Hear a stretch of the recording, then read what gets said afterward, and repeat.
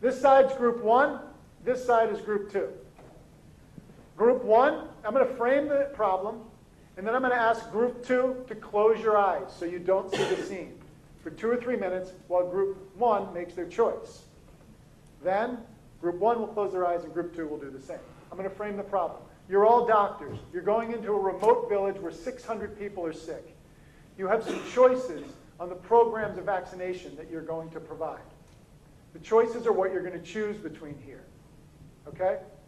So group 1, the instructions are, I'm going to put 2 choices up on the screen. I want you to pick one. So group 2 on this side, please close your eyes right now. Group 1, here are your choices.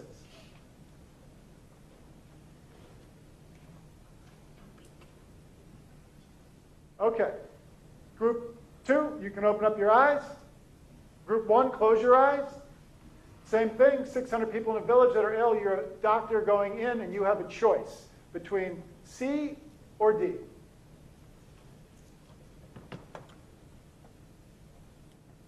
I'm going to ask group 1 to raise your hand for option A, and let's guesstimate the percentage of group 1. So who chose option A in A or B? What do we think? 70 to 80? We'll call it 75. Okay.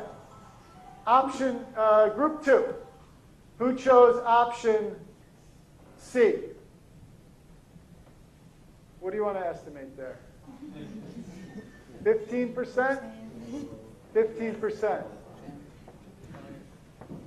Option A and option C were the same option. Here's what you both saw.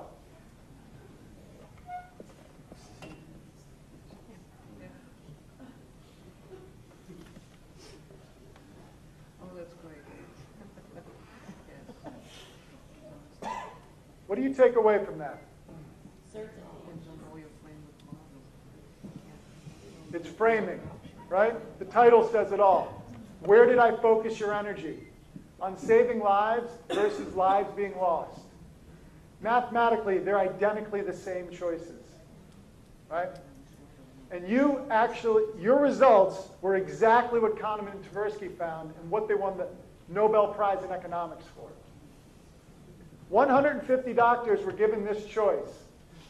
72% chose A to avoid the risk, 28 chose B to take the risk. 150 were given this choice. 28% chose C.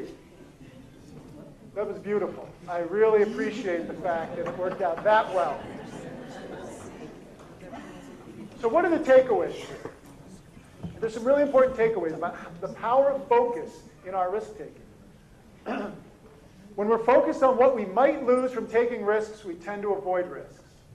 When we're focused on what we might lose from not taking risks, we tend to seek risks.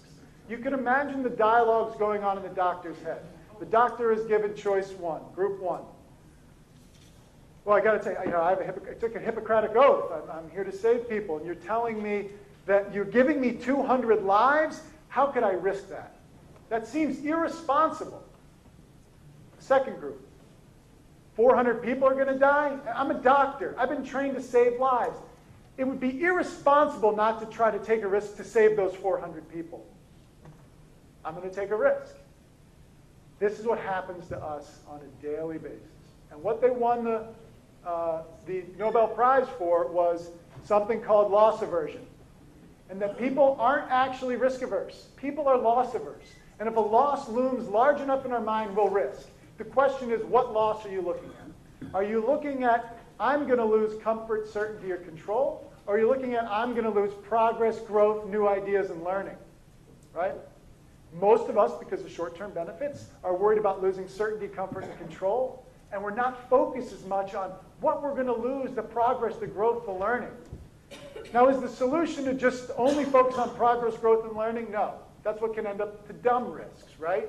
I'm just focused on moving stuff forward, moving stuff forward. The trick is to balance the two. And that's what's at the heart of smart risk.